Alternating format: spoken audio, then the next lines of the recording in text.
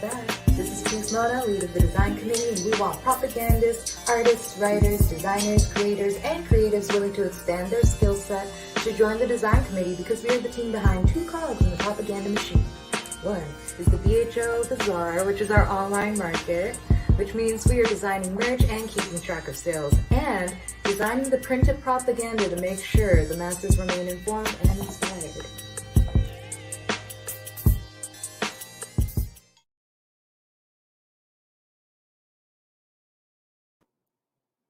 Good morning. Good morning, Lamback. Hey, good morning, Chief Amina. How you doing? I'm good. Good morning, Comrade Good. Cathunsin. How you Yes. doing? Yeah. Good morning, How's everyone Lamback Stream. doing? I'm back. Good morning, it's Dream. How you doing? Good morning, Comrade Benjamin. How you guys doing right now? Is it cold where you guys are at, or is it cold where you're at? Me, Yeah. it ain't never cold in Africa. I'm playing. That's, Nah, it's not too cold. It's not too cold. okay. Yeah. Yeah, we're doing well. Good morning, Comrade Hirasola. How you doing? Yeah. I mean, it's a little chilly East Coast, but up north, but we're good. Um, yes, please like and share. Please like and share. Share it to as many group chats you're in. The cooking, baking group chats. The I guess the soup making group chats. The knitting group chats. Yes. The Lamback Chief Mays, Lamback Chief Moxley. I don't know if you're into anime, but I'm in a few anime group chats. Like share to anime group chats. Yeah, and also I guess this while we are this morning we'll be reading chapters 14 through 17 of the Patrice Lumumba book, and then I guess last time we kind of went over kind of some of Lumumba's successes. Raising the MMC, him involved in his politics. What kind of were we looking at in these next three chapters? Yeah, so we're going to be, taking a look at like really the impacts of the divisions created by the United Nations. The United Nations entry into the Congo. As a mistake of Patrice Lumumba, and looking at how the U.S. really showed itself as a colonial state, right? That it is. So we're going to be taking a look at that.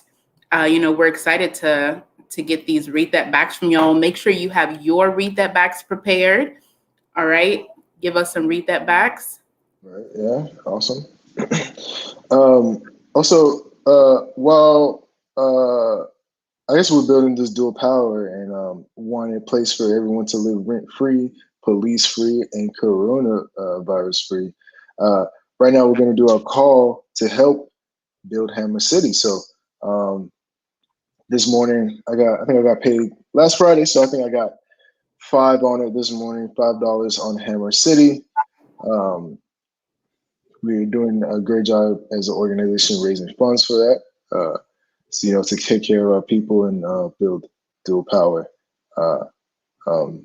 But yeah, land back, Hammers. Keep sharing. Thank you for sharing. Comrade is Dream. Land back, Comrade Valdez. Good morning. Land back, Comrade Moonthorn. Good morning. Chief I in the chat. Land back. Good morning. Yeah, land back. So he's gonna be the first to donate to Hammer City. I guess while we're waiting for donations for Hammer City, however much you could give. Also, be sure to ask for those reparations from your colonizer friends. And, absolutely. Yeah. So I think we have thank you for sharing, Comrade Lay. 12 groups shared. That's awesome. And Good morning, Comrade Solomon. Good morning, Comrade Banks. Good morning. So awesome to see your beautiful faces in this chat this morning. But while we're still, waiting for people to donate to Hammer City, we do have a trivia question this morning. So, and this kind of ties into what we're going to be talking about this morning. 35 groups. Oh my goodness. Thank you, Chief Alex. That's awesome. Land back, yes, 35 groups. Land back, Chief Shagun. Right. All right, so we gonna do this book trap trivia while y'all are getting those donations coming in. Remember, we have a goal of $100 to go toward Hammer City. All right, Chief Shagun said they got 10 on it. Land back, land back. Thank you, Chief Shagun, for the $10. Anybody can match Chief Shagun's 10?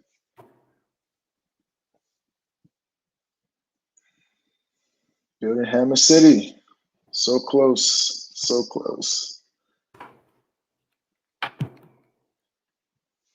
Yeah. Yes, let's see. Pretty So, excited already, about Hammer City. So, Chief Benjamin. Oh, yes, Comrade Benjamin has 10 on it. That's awesome. Yeah. Try. Anybody can match Benjamin? Anyone? Yeah, so what are you gonna do? I forget. Last time we talked about what are you gonna do when we get to Hammer City. What else you gonna do? I said play. I remember saying play soccer, right? What else? Yeah, I'm definitely. Let me tell you, I'm looking forward to the ability to actually have some rest, right? The way like colonialism has played out in my life is, having this constant like need to go, go, go, right?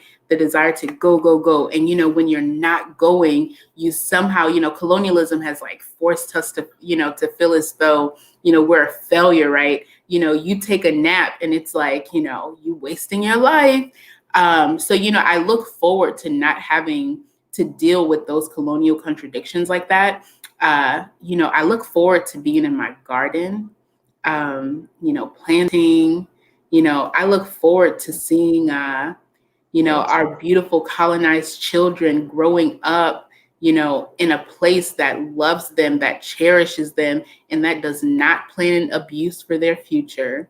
I look forward to teaching our colonized, kids. Yeah, I'm looking forward to it. Same. That sounds amazing. Yeah. Good morning, comrades. Land back. Comrade Taliba has 5 on it. That's awesome. Thank you. If anybody can match Taliba, but yeah, as we keep getting donations in, let's go to the book trap trivia. Would you like to read this one? This one's actually very interesting. Yeah. All right. Book trap trivia. So Lumumba faced betrayal many times leading up to his death.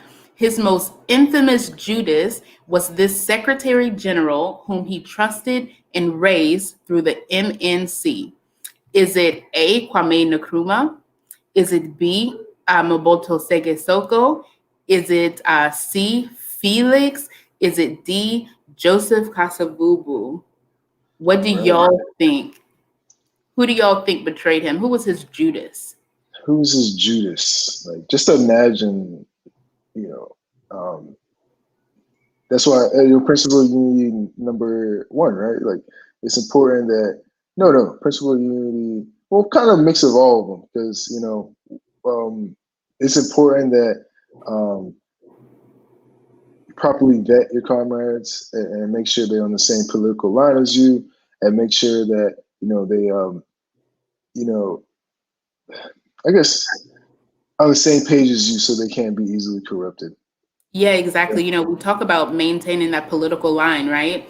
Building each other, building each other up, making sure that, we're constantly growing, making sure that, the sellouts, like principal unit number 3, right? Making sure that, like we don't let those sellouts infiltrate, in what we're trying to do. because we know that they are only a product of, this colonialism. Let's see. And it was also mentioned that there was no clear political line leading up to independence. Mhm. Too. So it was just like it kind of breeded grounds for this environment for the portrayal. Oh well, it's not completely his fault because it probably might have happened anyway. But Yeah, absolutely. Yeah. Absolutely. At the beginning, when we did start reading, we did talk about, how there wasn't, a clear laid out, like plan of what to happen, right? Like there was just the seeking of freedom, the seeking of liberation. So, we see like what happens when we don't have that political line set. Right. I see we got some responses in the chat. We also have a donation from Taliba, $5 land back. Let's see. Okay, so Nyota and Alex said B. Is it B? Is it B? It is B. B. Right. And we'll probably talking about him a little later, but right now we're going to get into the next Read That Back. The first Read That Back of the day.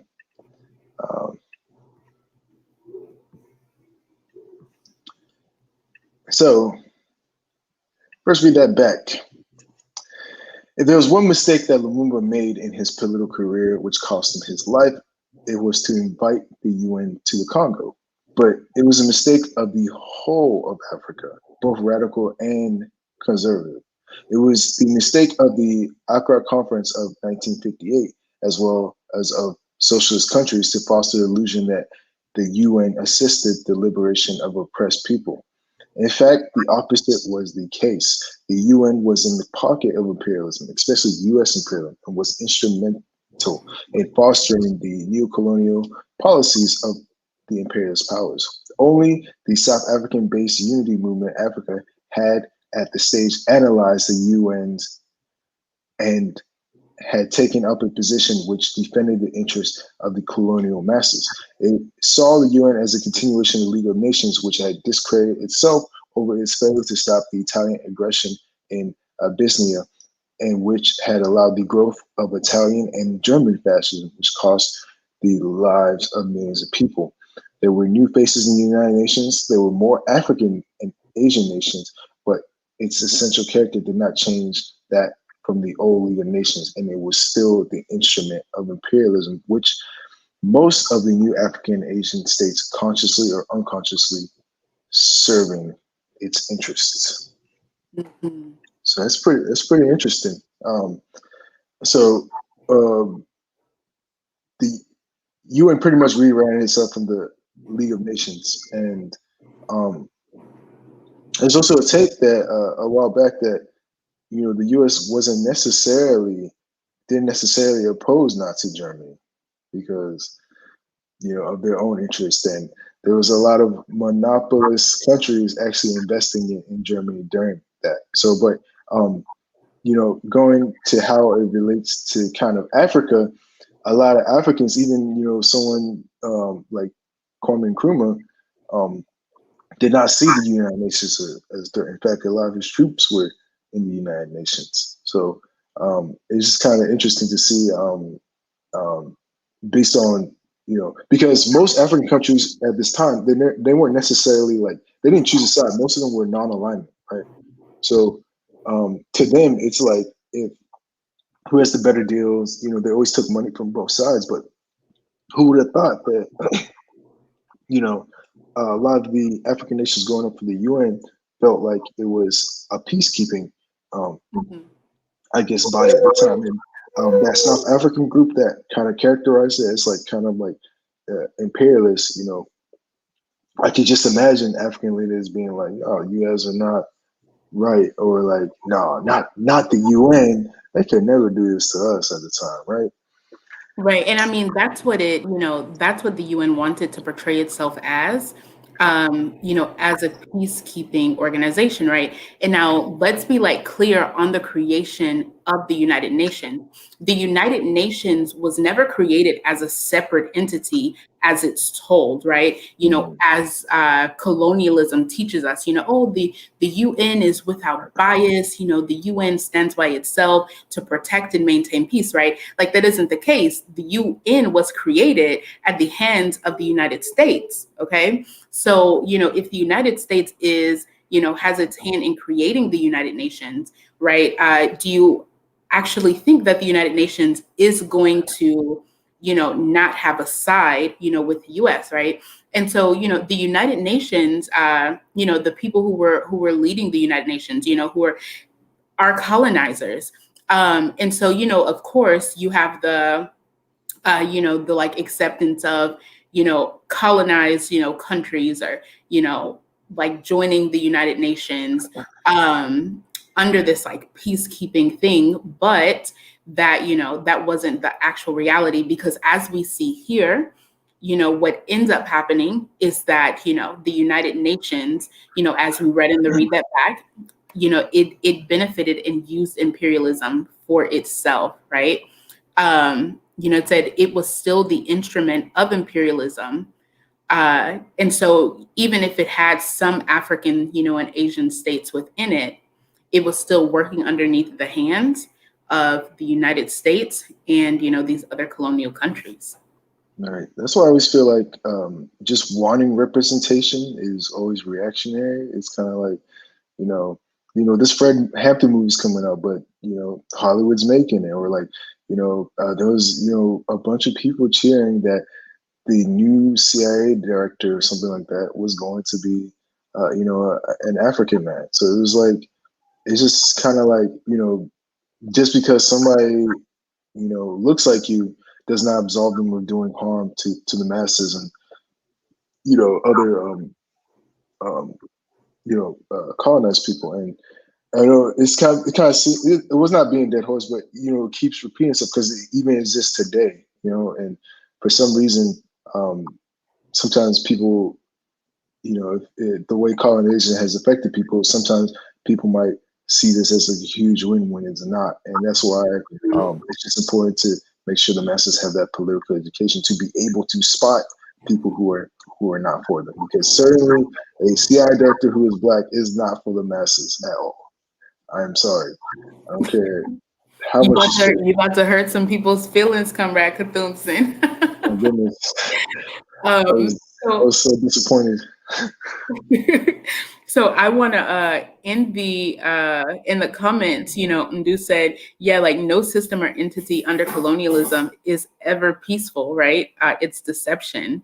And also Benjamin mentioned that this goes to our fourth principle of unity. It has to be our leadership, not the colonizers, right? Like it is only under the leadership of colonized people who are the true proletariat that we are going to, get our like full, complete liberation.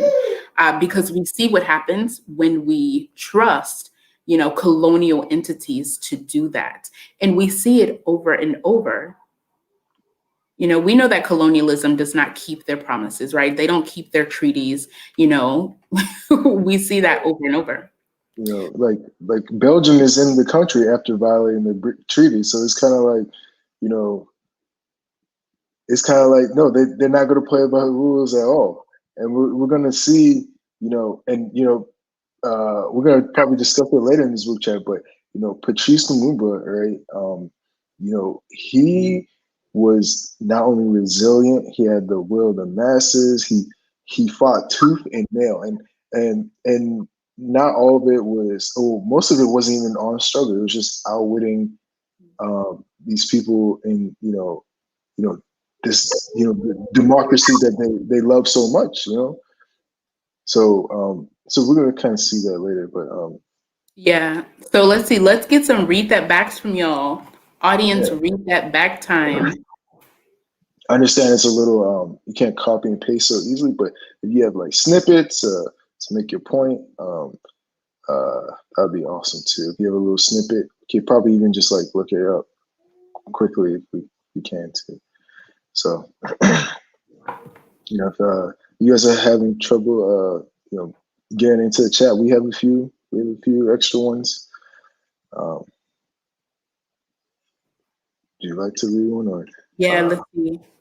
Yeah, definitely. I was looking, we got, okay, Principle Unit number 1. We believe the colonized proletariat should have dictatorship over our lives, land, labor, and resources, right? Always. Absolutely. Yeah, always. Let's see.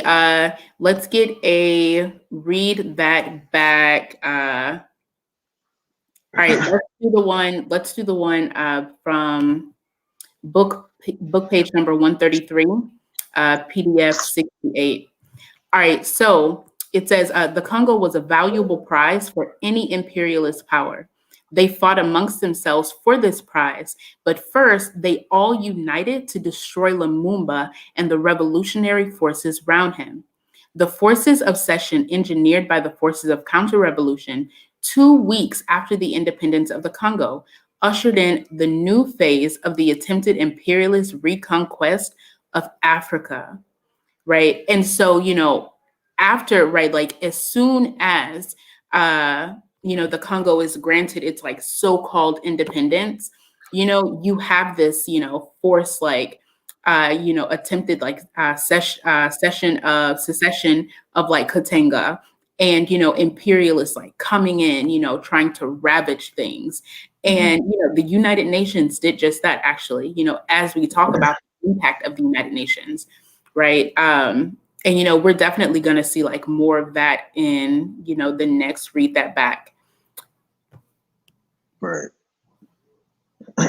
So yeah, Ben Hameen has a Read That Back. So, but behind all this rhetoric and bombast was the stark reality that the U.S. wanted a place in the sun in the colonies, even if it meant ousting a colonial power. In the case of the Congo, it decided on the latter course, not only because of the high return of its investments, but also because the Congo contained two vital strategic raw materials, uranium and cobalt.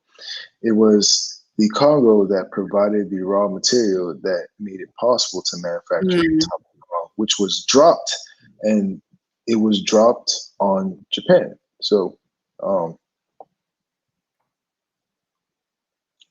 yes, that's such a great Read That Back, Benjamin. Thank you for pulling that one up. Right, we definitely the U.S. I mean, had been searching for ways to build itself as an imperial power. And, it's often like we often hear this, sort of cry of like, oh, well, who did the US colonize, right? The US didn't take part of, of Africa, that was all Europe. But we see very clearly through these readings that the US did take a direct part in it, right? One, in its like its use of the United Nations. And then, another way in what this Read That Back that Benjamin just, put up, right? The US using these material from the Congo, and then to like, make using these materials to drop atomic bombs, on another colonized nation, right? On Japan, on our sisters and brothers in Japan. And so, the US definitely, was and is, a colonial imperialist state. right. So that's a good segue into how colonialism steals resources and what it uses it for, and how these nations are propped up. And we heard it many times before. These nations are propped up, and new colonialism always rebrands itself too. That's also good to notice. Like it went from the League of Nations to the UN. And just it had more Africans in place of it. And I have strong reason to believe neocolonialism is, even rebranding stuff even more on the war and terror. But I'll get to that in a little bit. And there's some, I'll explain that in a little bit. But like we have the next read that. Let's see. Lumumba told O2 basically to stop. Then again, Lumumba thought the UN was going to help and be under their government, right? Exactly. So at this time, they were mostly like non-alignment. So mhm. Okay, so yeah, like this is a good, segue into this next read that back. So, just give a little at this point. we still have one more read that back, right? No. That was it, never mind. Yeah. Okay. So like, at this point, right, like Lumumba has become, the first prime minister of like, the so-called independent Congo. I mentioned a few minutes ago that less than 2 weeks after the Congo became independent, right, these imperialists and, colonizers were coming in trying to take their place. And who did they use to do it? They used the sellout Tshombe, who was working underneath the leadership of Belgian rulers, right? So, Tshombe's, old neo-colonial sellout self, he comes in and, he like wants Katanga to secede from the Congo, okay? All right, so let's go ahead and look at this, read that back. All right, the United Nations, normally slow and lethargic when it comes to protecting the interests of the oppressed against aggression, was quick in the case of the Congo.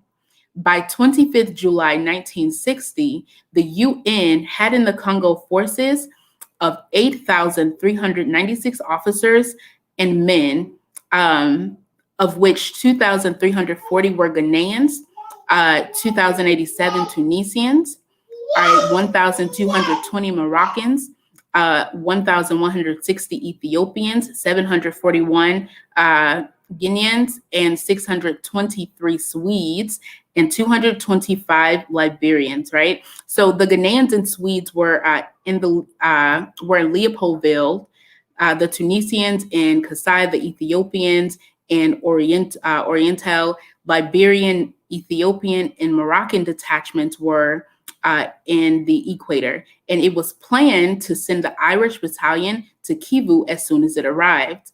What was surprising was that UN troops moved in all the provinces except Katanga.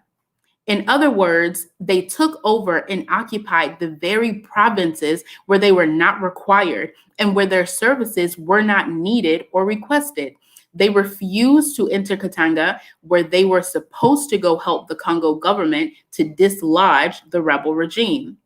It was obvious that the United Nations armed forces came not to liberate the province of Katanga from the aggressors, but to occupy the Congo under the control of the Lumumba government. Thus, the new republic had within a month of its existence 2 armies of occupation, one in the form of the old rulers who were open and unashamed aggressors, and the other an invited army which turned out to be a Trojan horse. Just what and who he let in, Lumumba learned the bitter and hard way. The friends soon dropped their mask and showed their true colors. Lumumba was trapped between 2 armies, the UN in some respects being the more insidious because it had Africans in it. Lumumba had now to fight not only against them, but also against his illusions about the nature of the UN troops, which were composed mostly of African contingents, right? It's wild how they will use us to try to destroy us, right? We see very clearly here. The example of how the United Nations plan to come in and occupy, right? They were supposed to come in as this peacekeeping force, right, as we mentioned earlier, but instead they wanted a piece of the pie. They wanted to come in and get their hands on those resources. So you have so this Katangan secession that they were supposed to be stopping was actually, supported. It was supported by Belgium, France, and Great Britain, right? Because of the wealth center. The wealth center was within Katanga. It was an industrial center. It was filled with resources. And that's what they wanted. We also see within here, the monopolists who, like came in to take over. So there were all of these like fighting for this one, part of the Congo. You had the Rockefellers, right? Coming in, being monopolists. You had the United Nations trying to get Katanga. You had, the US. You still had Belgium and their forces, right, trying to take hold of it. And their goal was to remove Lumumba because they knew the power that Lumumba had, amongst the people. They knew the power that the people had, right? And so what do?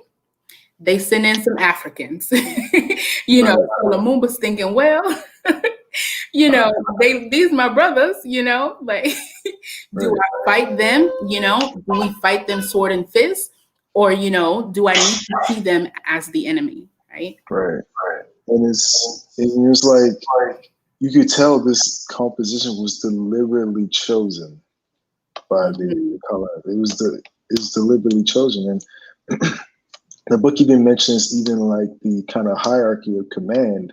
Like there was, I think at the top, maybe Hammarskjöld or whatever, the person who's been the white man who's pretty much was consistently just being an op to Lumumba this whole time, and then below him were like next in command were like 3 Americans or something like that. So these are, even like generals like General Alexander had to answer to white men. Great generals of Ghana. So this composition was deliberately chosen, and it ended up being the result of Lumumba's undoing. Yeah, absolutely. I really want to,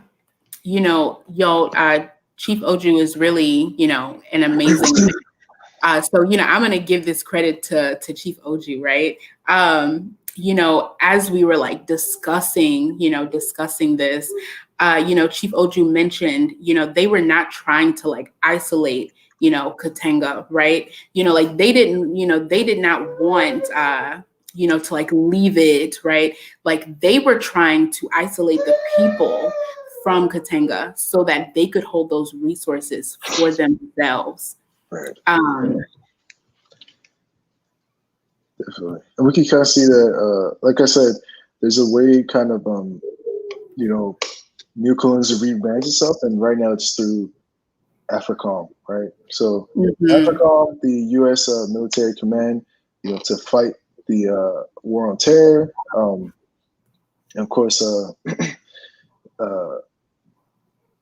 they convinced, I guess the West that to respond to China's occupancy in Africa, but China only has one base in Djibouti, whereas the French, U.S., all these other people have like maybe 20 bases. So we know in the war on terror they are funding these Islamic fundamentalist terrorist groups, right? And then there's even like a paper I read where they do this, fund these groups, and pay attention to the regions these people are,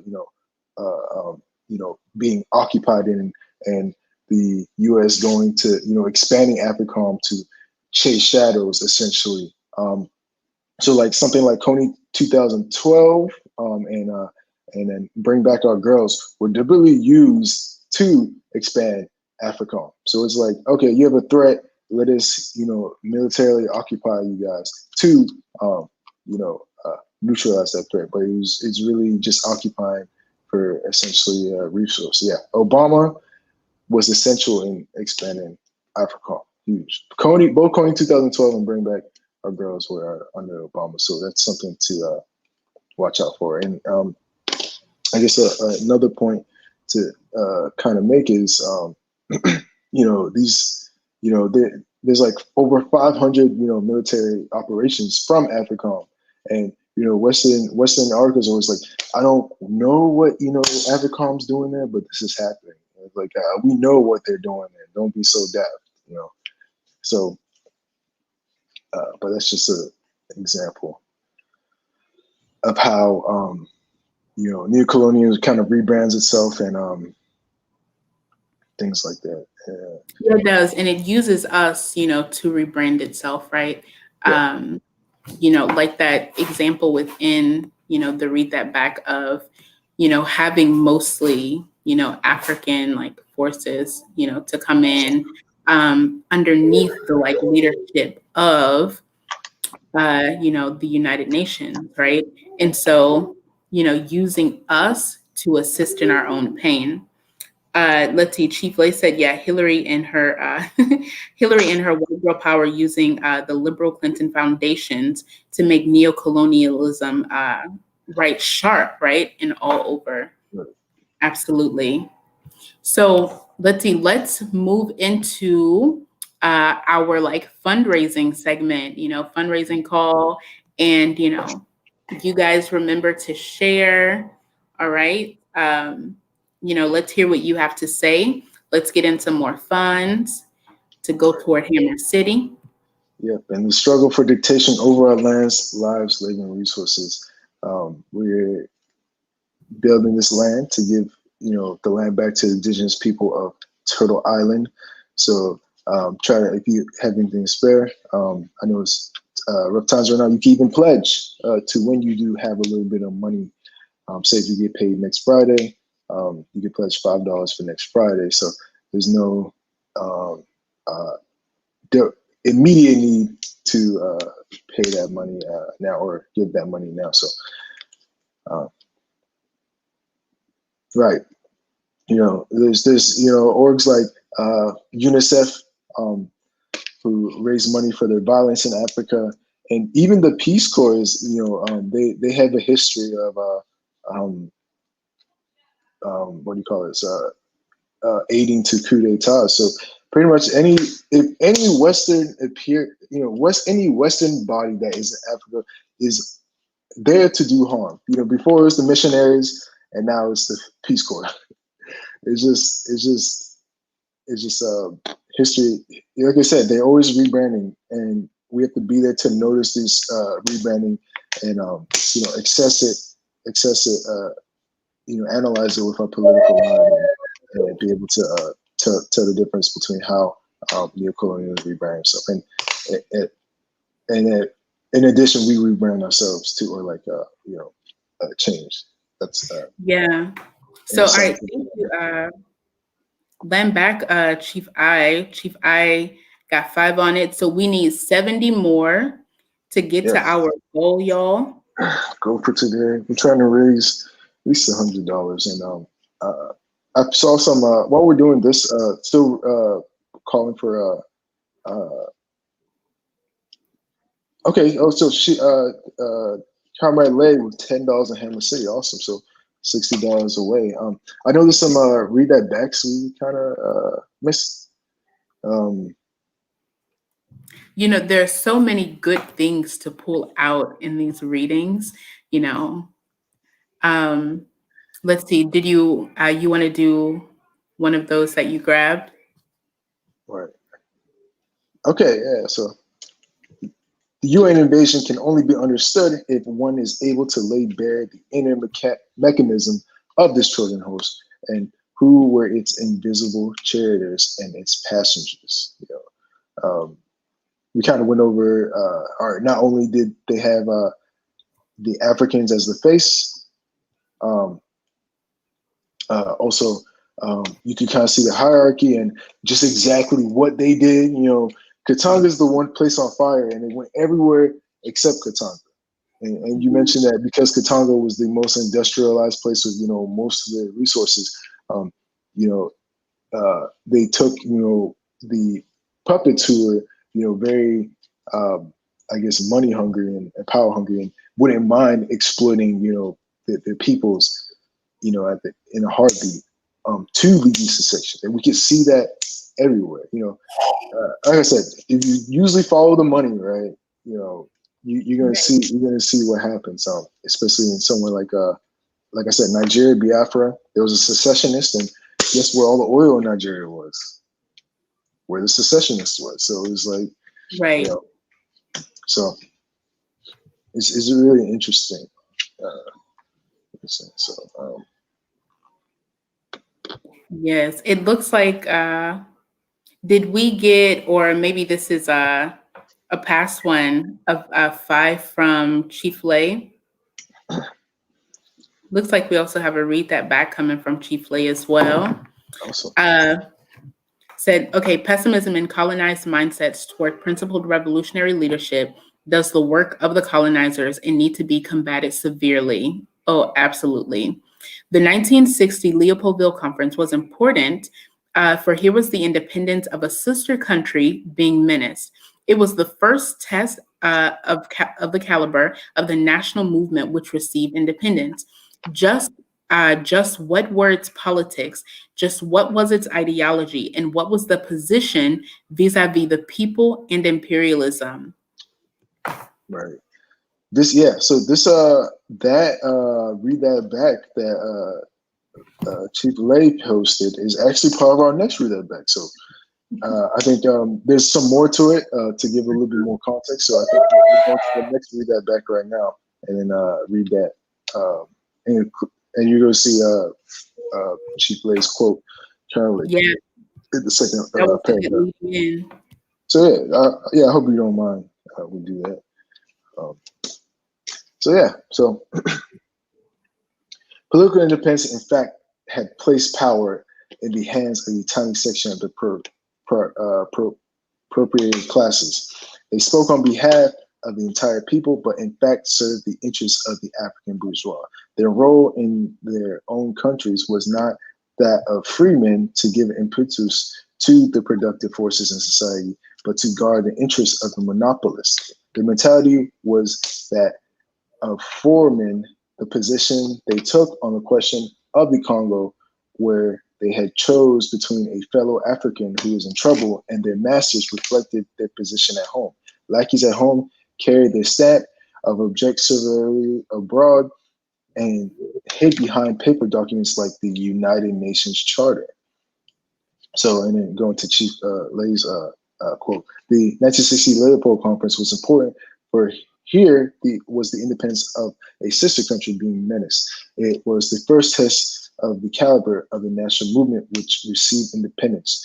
Just what were its politics, just what was its ideology, and what was its position vis-a-vis the people and imperialism. Here they show themselves in their true colors. Far from ranging themselves behind Lumumba, they did all they could to demoralize him and destroy his confidence that the Belgians could be dislodged, right? Mm-hmm.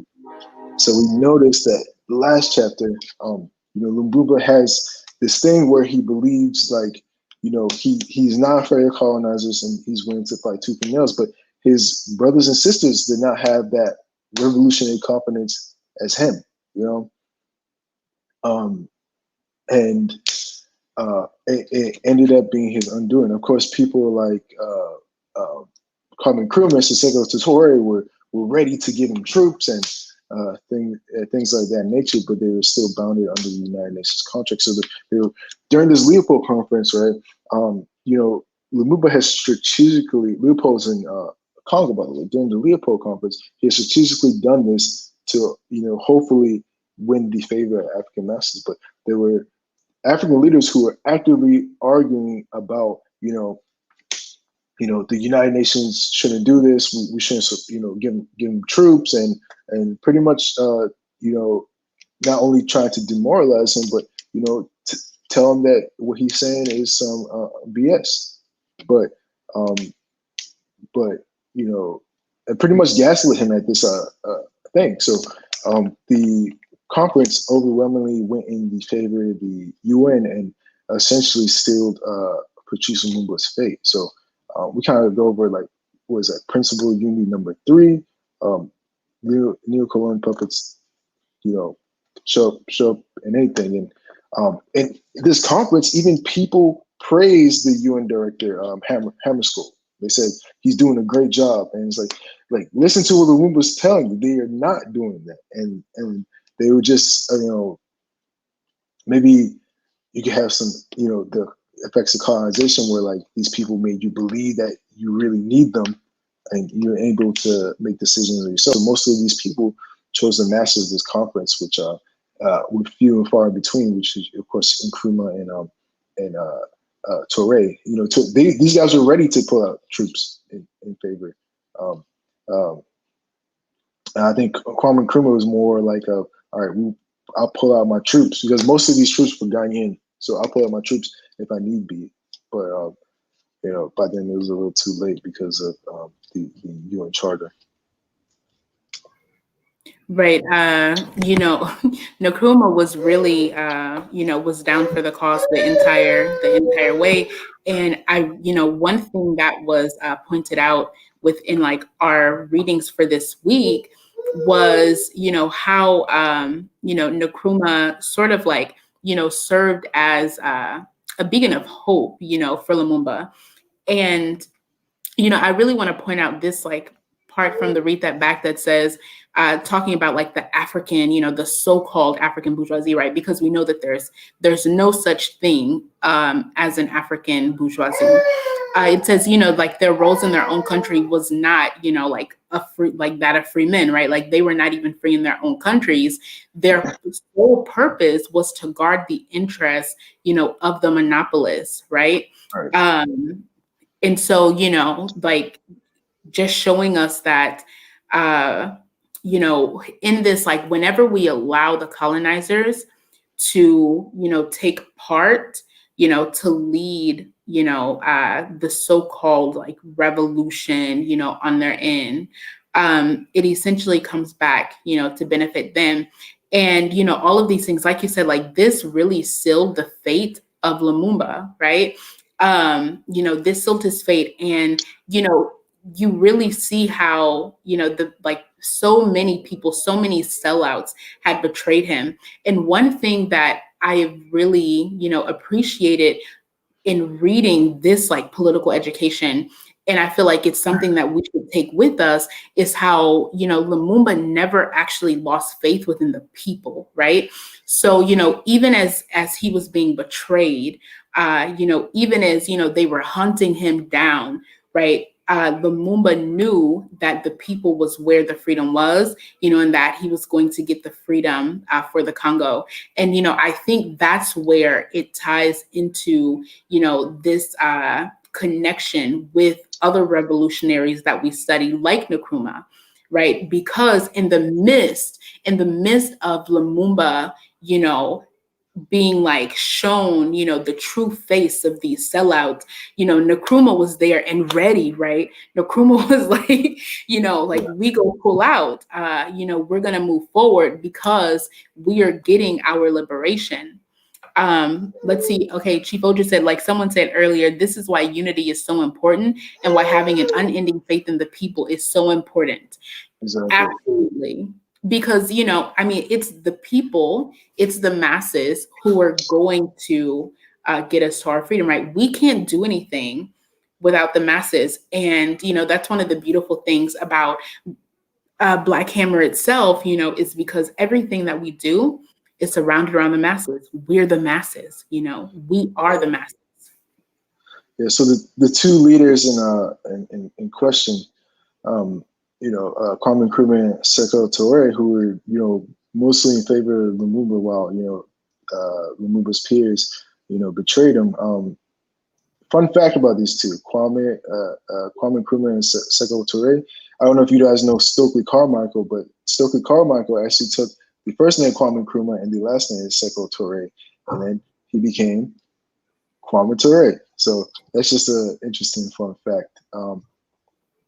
I was about to mention one more point. And speaking of like the Judases, like the first trivia question, Mobutu, right? This is like a youth that grew up in the MNC, and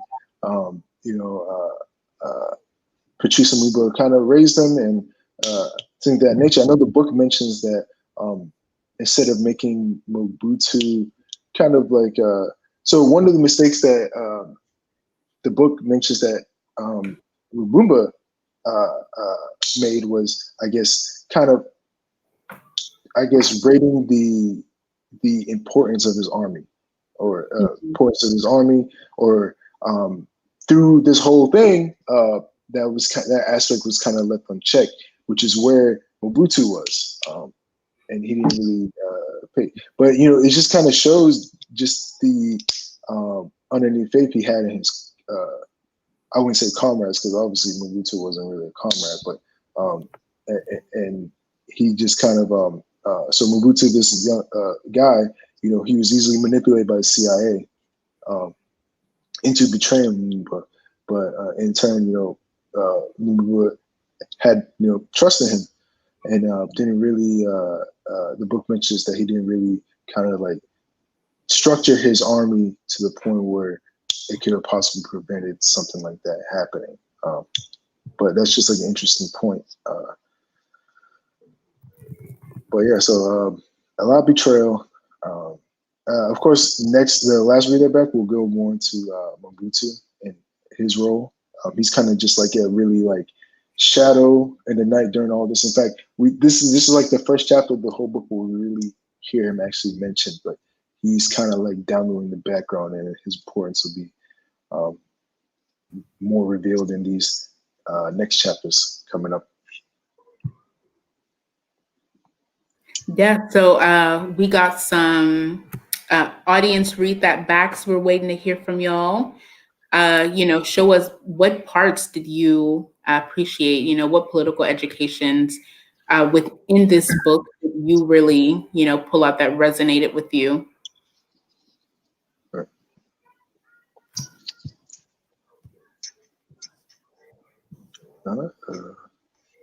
Let's see, we have any read that backs coming in?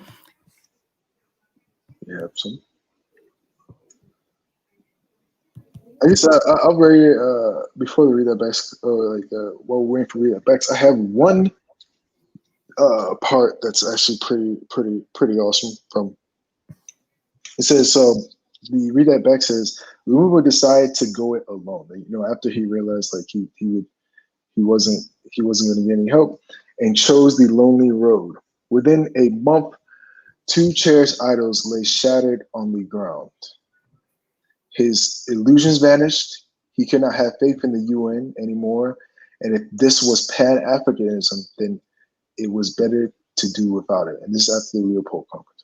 The bitterness and the grim awakening to the new realities would have made many a man hoist the flag of surrender and sue for peace and repent before his former colonial masters. Not so Lumumba. He braced himself to fight. A friend who was with him during this crucial period said Lumumba kept going by his fantastic energy and ability to work, the rightness of the cause he represented. And he often said, the Congo made me and I shall make the Congo. So that's just a really powerful excerpt of how he just fought to the end, given his circumstances. And I think it's important to have that type of revolutionary confidence and understand that, it's possible, it's possible. And people, reading these books, you get inspired and you realize it is possible. Because people won't do it. And there's a lot of propaganda to tell you that it's not possible, but it's important that we do this political education and it lets you know that it's very much possible. And we have to read that back in the chat. Let's see.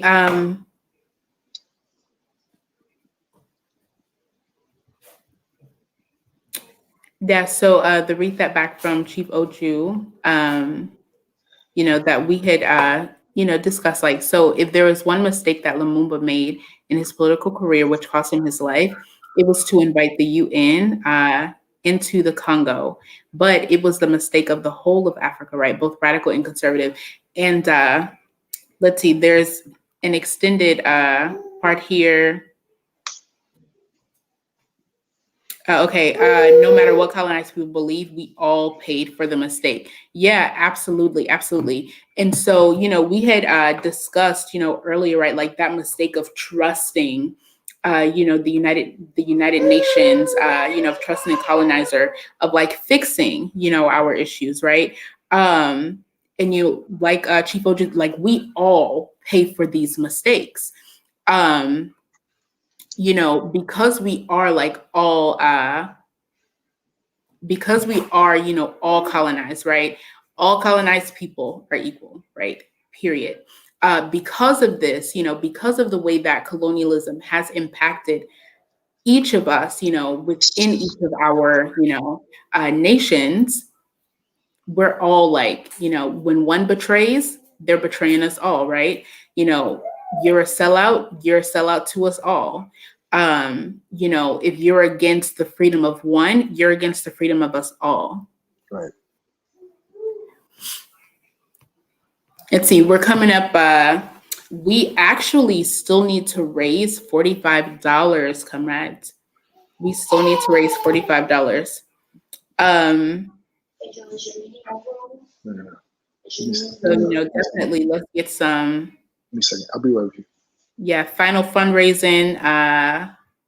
Yeah, let's see who can like donate, a $5 in there. I see Alex has said, okay, that's such a big part of revolution, politicizing the masses to see what's possible. Oh, absolutely, absolutely. So yeah, let's see who's gonna put in $5. I see, okay, Robert has $5. So we just need 40 remaining. Oh, Robert, that's a fire mask in your profile pic. All right, Get It All got 5. So we got 35 remaining now.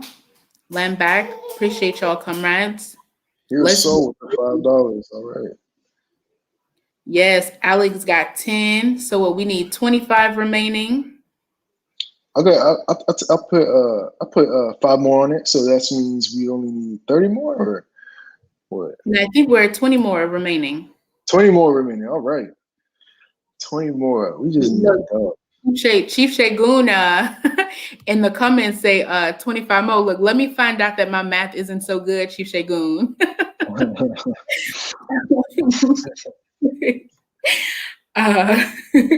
Right, that's hard.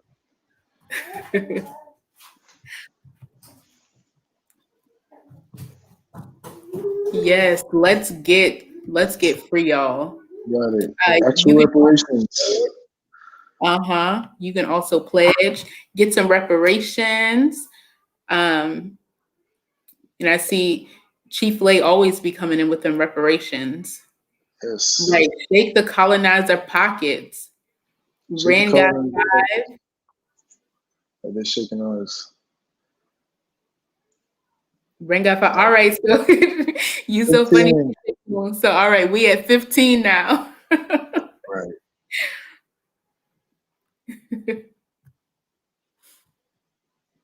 But yeah, there's a lot of, while we're waiting for, I guess, more donations, there's like just, especially now, since reading this book, I've been paying attention to like a lot of politics in like Africa a lot more, just see what's going on with the development and stuff like that.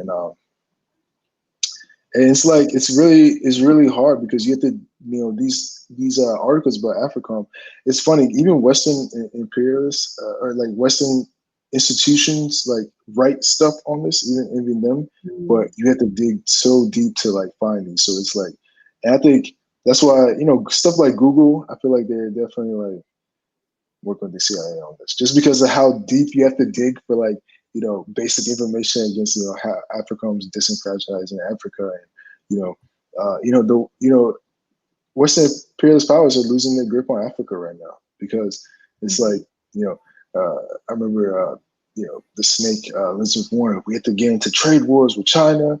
That's not what they mean. It's kind of like for years they spent time, disenfranchising them, putting in debt with the World Bank and IMF, and then here's a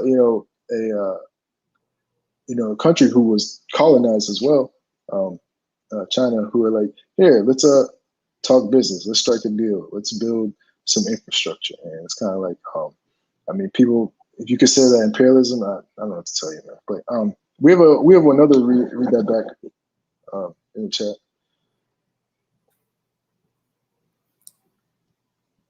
All right, you want to go ahead and read that one? Oh, yeah.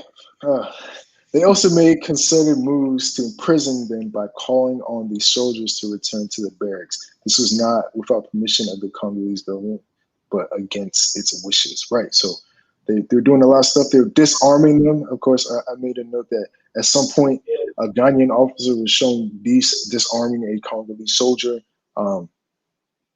and that's why they say like a mistake Lumumba made was like have a stronger, tighter control of his army, and to kind of possibly prevent that. But he was just one person, and I think it shows you kind of like I guess with principal unity, number one, we always talked about cadre, right? Building cadre and things like that. So Lumumba had a tighter circle around him, given the time. It could have probably prevented some of the stuff from happening. Who's the head of the Congolese army? Mobutu, right? Or well, it was another guy, but then Mobutu was there, and then all this stuff was happening. So it's kind of like it's unfortunate, but yeah. All right, so let us take a look at our announcements. We do still have $15 more to raise. So while we go through these announcements, let's get this last $15 for Hammer City, right? So we have a class for colonizers, okay? This class for colonizers is built around Principle of Unity number 3. All the problems that colonized face are from colonialism and the submissive neocolonialists within our colonized nations, right? So, to help, to get these like colonizers, to put something beneficial, toward the work that we are doing. We're having these colonizer classes. They need to come in, and learn, right? Get this political education that is specifically geared toward them. Pay these reparations, right? Because this is what we know. We know that when full liberation is achieved, colonizers are not going to disappear, right? It's not going to be like liberation, poop, right? Colonizers are gone. Like, that's not how it works. So, in that case, we do need to, educate, these colonizers. So if you have, colonizer friends, get your colonizer boo, okay? Get your colonizer mama, all right? And tell them to go to blackhammer.org/reparations, okay?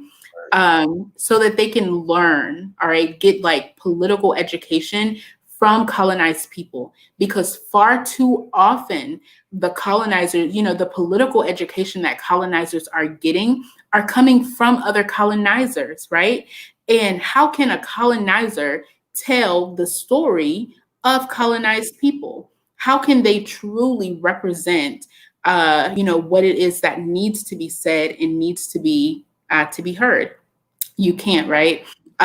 So, all of your colonizer friends who love, what's her name? Jane. What's her name? Jane. I always want to call that woman Jane Fonda. Is everybody who love her, tell them to come and take this colonizer class. We also have some more donations in here. Let me see. Okay, I got 5 more. Yes, to 10 left, Lamb back, Chief Get Us All. All right, so Black Hammer G, I got 5. So we down to 5. All right, I got 10. Lovely. Shout out Malcolm. Lamb back. How much is that? Yeah, we reached our goal. Awesome. 105. Jane Elliott. Jane Elliott. There we go. I always call the woman Jane Fonda. That's the exercise lady? A colonizer is a colonizer is a colonizer. So thank you so much for the donations, building this dual power, trying to build Hammer City. So further announcements. We are forging the hammer later, or was it late or next week? Next week, yeah. Forging the hammer next week. Monthly political study, hosted by the lovely Pet Command, headed by Chief Shagun. For Black Hammer members, December 27th, 3 3 p.m. Eastern time. Can't get enough political education. Yes.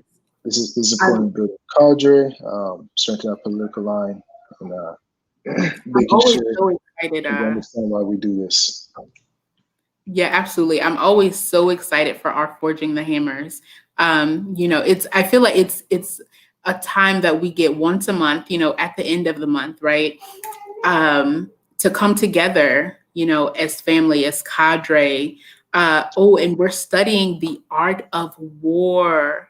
The art of war, y'all. I am so looking forward to it. Remember that it is a required political education for all Black Hammer members.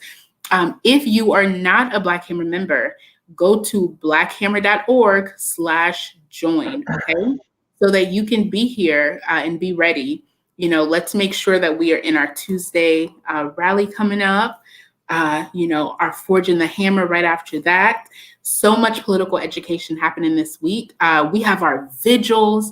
Black Hammer is hosting vigils around the world, to stand, on Christmas Eve, to stand, in power and in place for, people who've lost their lives due to COVID-19, right? And we honor that. We honor that. We honor our colonized, people who have passed. We honor our colonized people who we do this for. So yeah, let's get all this done. Land back. I'm back.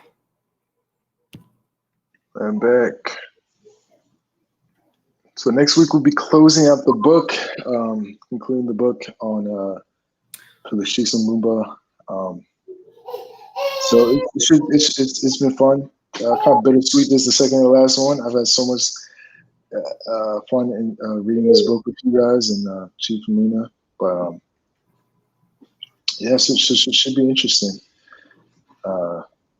Yeah, I'm excited. The time has gone by so quickly. So make sure that next week when you all come in, okay, make sure you read chapters 18 through 22, okay? You can get the PDF if you need it, so that you can have this conversation with us about, the ending of this, right? The ending of Patrice Lumumba. And by the ending of Patrice Lumumba, I of course mean the book, because we know that Lumumba lives on in all revolutionaries. All right. Awesome. Yeah, thank you so much for having us and spending Sunday morning with us. It's been awesome. Yes. Land back. Land back, y'all.